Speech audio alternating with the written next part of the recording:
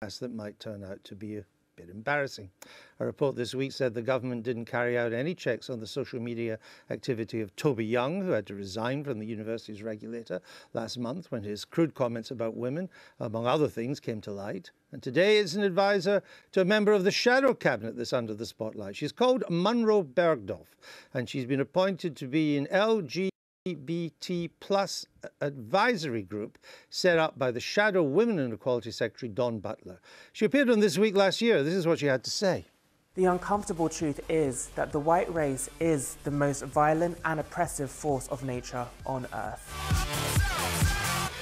My worry is that whatever governments do to tinker with institutional racism, it is so ingrained in the fabric of British society that it is too late to do anything about it.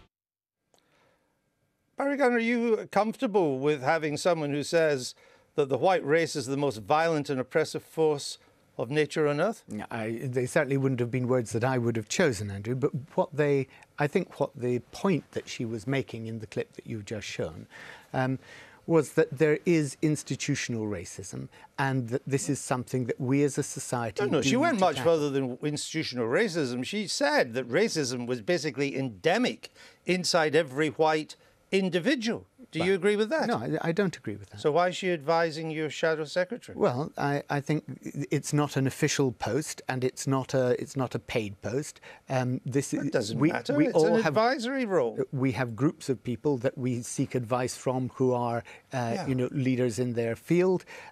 This is somebody who is an LGBT activist and as such advises on inequality in an informal So you listen capacity. to any sort of views at all if they're an activist? Well, what one I think has to do is one has to listen to a whole range of views. You don't necessarily agree with all of them, but what you do have to do, I think, if you're taking these issues seriously, is to understand why people express themselves in the way that they do. And that, in this case, I would certainly, if I had somebody saying those things to me in that role, I would be saying, well, look, what is it that you're getting at here? All right. What is it about What is it society she's getting at then when she says that suffragettes were white supremacists? Well, I don't know because I haven't interrogated her about it. But certainly what I would say is that there is a clear question about the way in which racism is structural in our society, and I think that's the point that she appears to be trying to make. I mean, I've had not in a way that I would do. Oh, well, there you are. You may know better than I. But is it wise to listen to someone who is a product of middle-class privilege herself, to say that you can be homeless and still have white privilege? I think it's to confuse quite seriously issues of poverty, issues of racism, in trying to say that somebody who is homeless is I was always taught that racism was a smearing of a whole category of people. That you said all people of this particular colour or ethnic background or religion are like that, in a derogatory way. Aren't her descriptions of white people in themselves racist? She is painting everybody in the same terms, and that I think is always an unwise thing to do. No, she's not painting everybody. She's just painting white people. Well, yeah, indeed, all within the class that she's talking about. White people's entire existence is drenched in racism. Why did you interview her, Andrew? Why did you give her that prominence? Because This Week is a programme which likes to give people who may not get a view in the mainstream some views. But we didn't seek her advice, Barry Gardner. Your party is seeking her advice. No, sorry. My party has said that there are a range of, and it's not my party, my colleague has got a group of people who she has asked their views from. To give it, I've been asked to be part of an advisory board for the Labour Party to advise the Shadow Secretary of State for Women and Equalities, Dawn Butler. These are Munro Bergdorf's own words. She believes that being asked by Dawn Butler, she is advising through this advisory board through Dawn Butler, your party. Are you comfortable with that? The question is not what advice people give you. The question is what advice you take.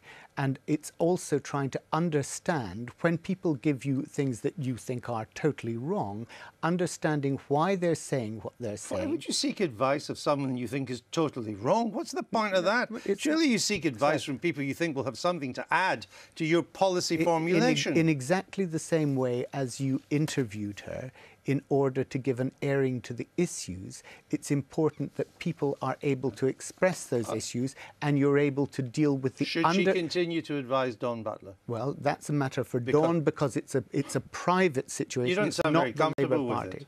it. It's a matter for Dawn because it's not a Labour Party body that she is advising. All right? It's a group around the But shadow you'll understand the difference between a TV programme letting somebody air their views, however much you may disagree with them, and seeking advice from somebody, which is entirely different. I go out to industry and I seek advice from all quarters of industry about trade matters. I don't necessarily agree with all the advice, and in fact, with many people, I know that I probably won't agree with You're their seeking advice from people who have a contribution to make to the debate. And what I was trying to get to you and is you're someone saying that of she these doesn't. Views, does Are she you have a saying that she doesn't? Does she have a contribution to your policy formulation? Are you saying she doesn't? No. I ask the questions. Does she have a legitimate contribution to your policy formulation? I think if she's raising issues about the structural racism in we've society, been around they that. are serious issues. She thinks that we it's need more to than address. structural. She thinks it's endemic. She thinks it's in all of us. Well, there I would disagree.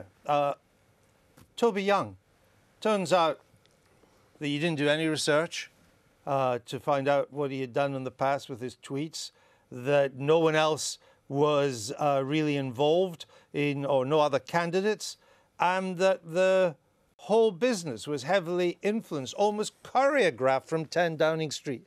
There's no way to make a public appointment, is it? I'm not sure where you get quite all that information from, but From a new report that's come out. You've not read that either. But from Toby Young, when he was asked to be one of a number of people on a panel advising the Office of Students, he has subsequently resigned. I think. No, we know all that. Exactly. But the point is the process by which he was appointed, and the investigation into it concluded it had serious shortcomings in terms of the fairness and transparency aspects under the code governing public appointments. Are you telling me that you've not seen this, that you didn't know this is what the official report says? I'm quite sure. Well, what I'm discussing is that Toby Young has gone. The report is out. The government will take You didn't learnings. even know that? Yes, I did know the report was out. Why did you ask me who I was getting this information from? Well, I'm not sure that it's a case that there was a number of people appointed to the panel. But nevertheless, the government will take some learnings from that. All right. I think the challenge, to some extent, though, thinking of Munro, is it was quite public that she had been asked to... all right, I'm sorry, Barry Gardner's not... We don't have time for him to comment on Toby Young, so you don't get to comment on